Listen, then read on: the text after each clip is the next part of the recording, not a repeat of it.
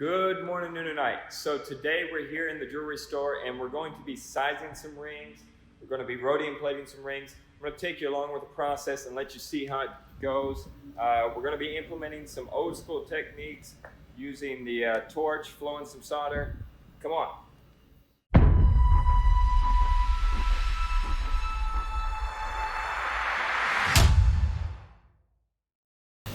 Okay, so inside the studio here, I've already started some of the work, so don't get mad at me. But we are ultrasonic cleaning the rings. We're trying to get them clean before we add the heat. We add the heat, then the rings get dirty, the dirt gets burnt, and then it just looks like crap. So what we're doing is we're cleaning them beforehand. We're going to steam them out, and then we're going to start with the work. So here we go.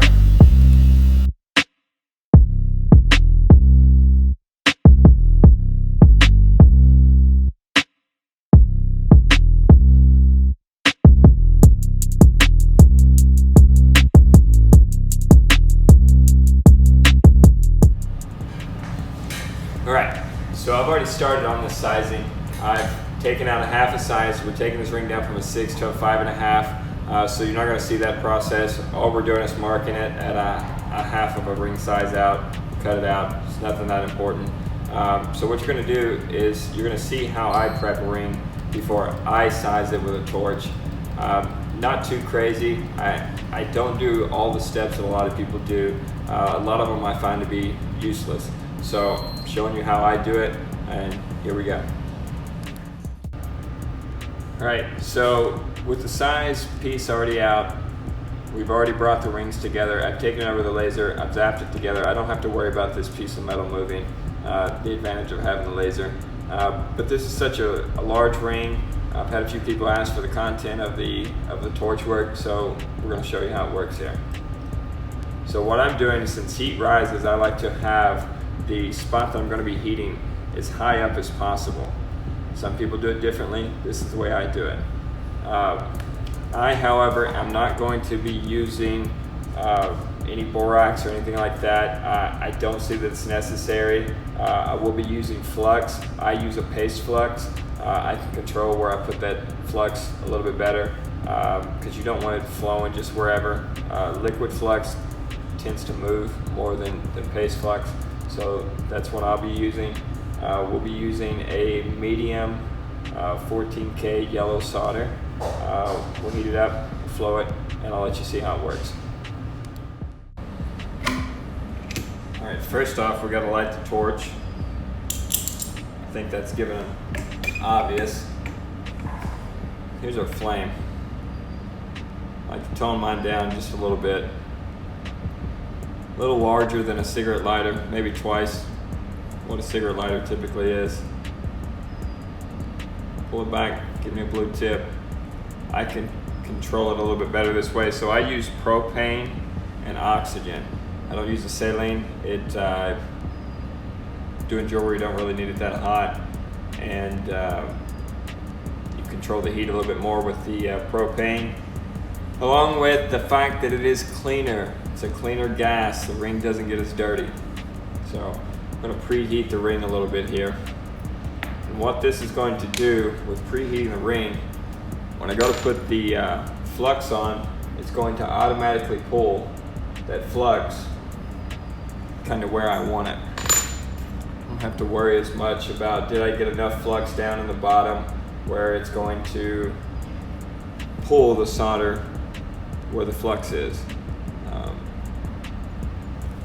So a little preheating and heating afterwards.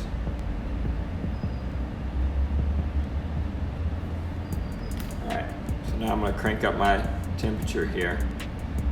Much larger flame. Pull it back. I don't know if you can hear the whistling or not, but alright. So what we're doing is preheating this ring. It's going to allow us to get a little bit better flow without having to stand on the ring for a whole lot of time. I like to take a couple chips of solder, pick it up, put it on the end of my titanium tip here. Use the flux more like a glue. Just set them around the ring in a few spots. I I don't glob the solder all on one spot. I like to move it around a little bit. That way I don't have to overheat the ring.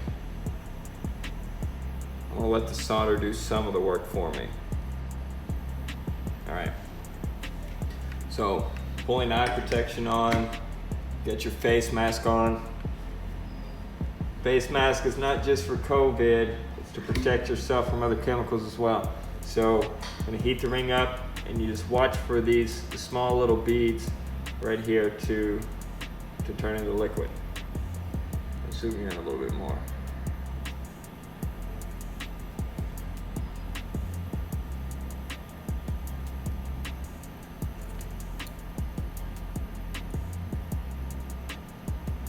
You know, as jewelers, we don't just use our optics for just the seeing part. We use it for eye protection too. So I've already got the solder to flow. So what I'm going back and doing now is just reheating to make sure that I got a good flow through it. So I'm going to heat a little on the left and side, and then I'll heat a little on the right side. It'll be stage left, stage right. So my right, my left. But adding the heat to the sides of the ring, not necessarily where the solder is, but that's just going to make sure that it's flowing all the way through. So I'm going to take it a step farther, flip the ring upside down while the ring is hot, so I won't have to push a whole lot of heat to it, because I don't want to get the diamond too hot up here.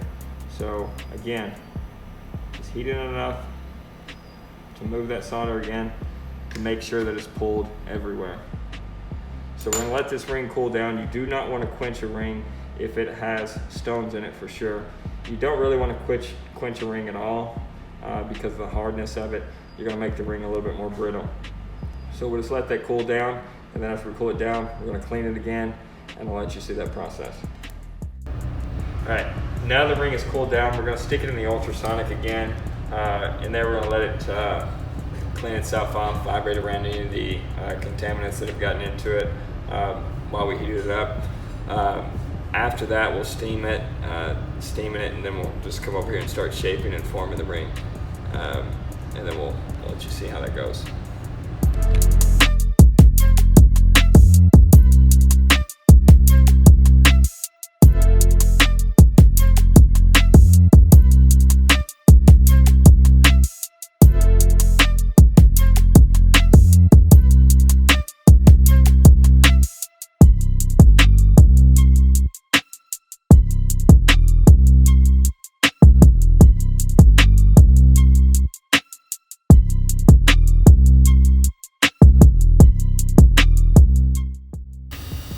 Alright, so the ring wasn't coming quite as clean in my jewelry ultrasonic, so I had to put it in my watch and clock ultrasonic, a little bit stronger chemical, make it a little cleaner, a little quicker.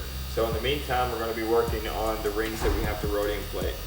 These rings started their life off as yellow gold rings, and as the customer wore them as the years went on after being married for some time, they decided they wanted white to go with their new style. So what they had done is they had the rings Rhodium plated. Typically just on a yellow gold ring, you just polish it up and then Rhodium plate right over top of the yellow gold. So I've already started pulling the rhodium and copper off of this ring, and so I'm going to take you with a little bit of what I'm doing here, but keep in mind I've already started doing it, so you didn't have to see all the grinding and everything that we've done to this ring.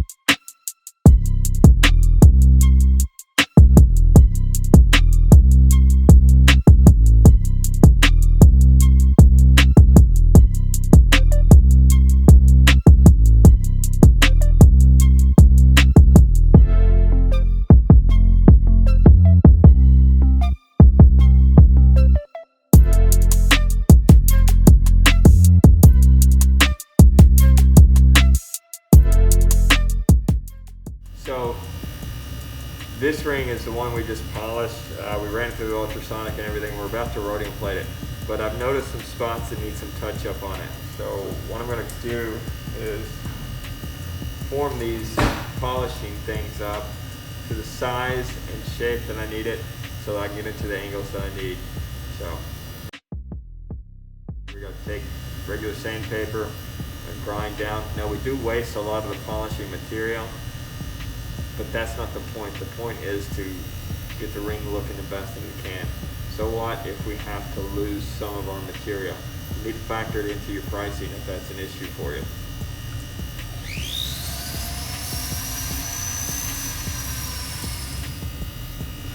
New one with a nice sharp point.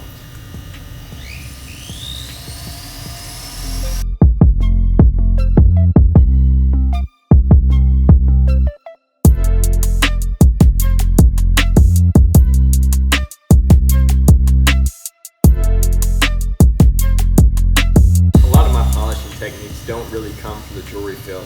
I was an auto body before this. Still kind of dabble in it from time to time, but that's where a lot of my polishing techniques come from. So if you're a jeweler and you see somebody doing something differently and approaching a problem in a different way, does not necessarily make it wrong. It doesn't even have to be a jeweler. Anything in life, you see somebody approaching a problem differently than the way that you approach it, don't necessarily nix it or count it out. It could be a better way. So if I'm doing it differently than you do, my end result speaks for itself. So don't be afraid to step outside of the box.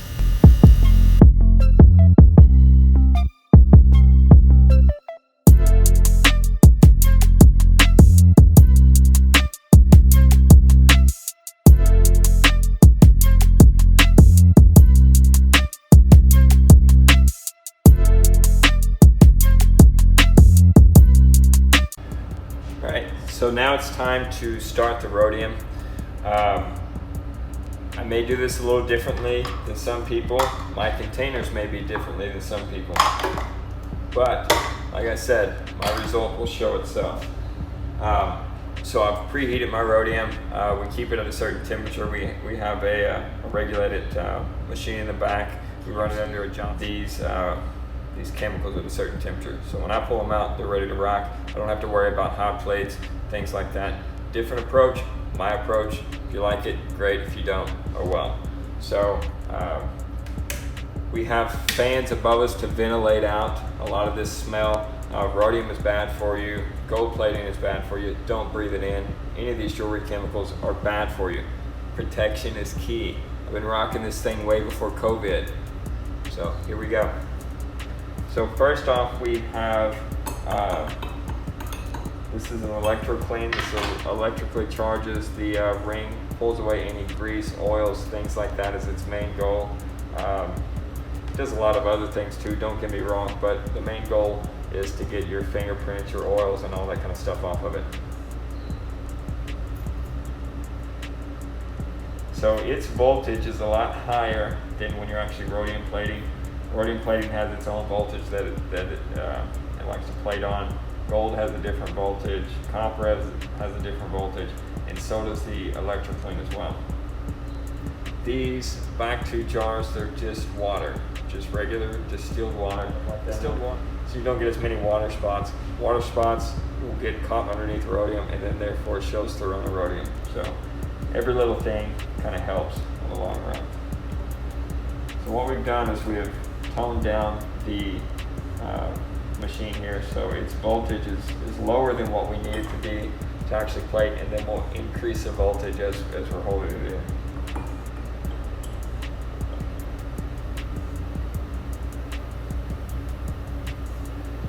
So what I like to do when I'm rhodium plating a ring is vibrate it around a little bit on my rod. That way if I do have any air pockets, any bubbles that have popped up underneath while holding it under the water, then I kind of move them around and they break loose.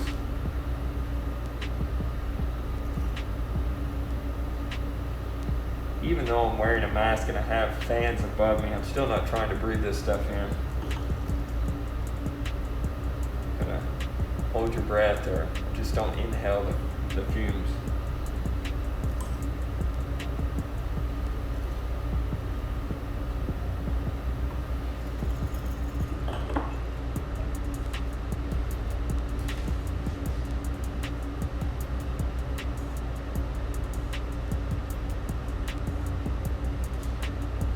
successful rhodium job.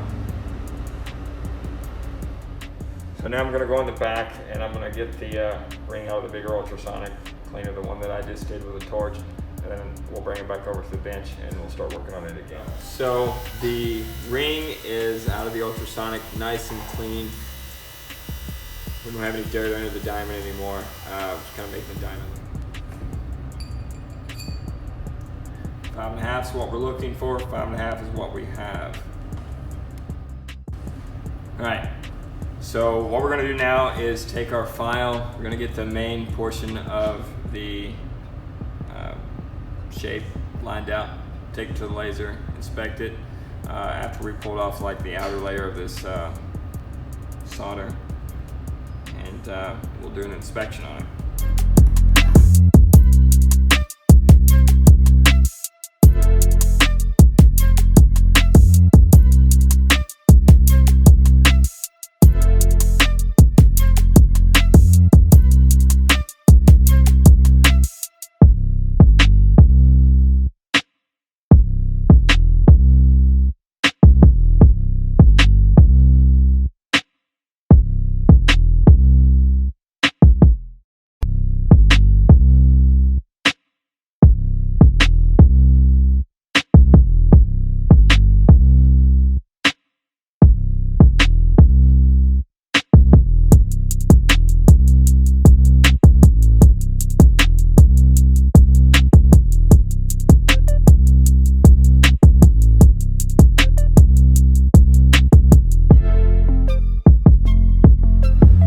As you saw in the laser, that we did have some small imperfections that we took care of. It didn't take but a second, but the advantage of having that laser allows us to go in and make little adjustments and little detail that we would not be allowed to do if we had had the torch alone. Things like at the edge of that ring you saw where we had just a small indentation in. Like the old school way to approach that would have been just to file it down until you had it level. That's not exactly the best way to do that. You're taking off too much metal, you're throwing a lot of gold away, and it's not exactly what the customer expects you to do either. So this way you don't have to worry about that. All right, so next step, we're going to take our sanding wheels and we're going to start the polishing process.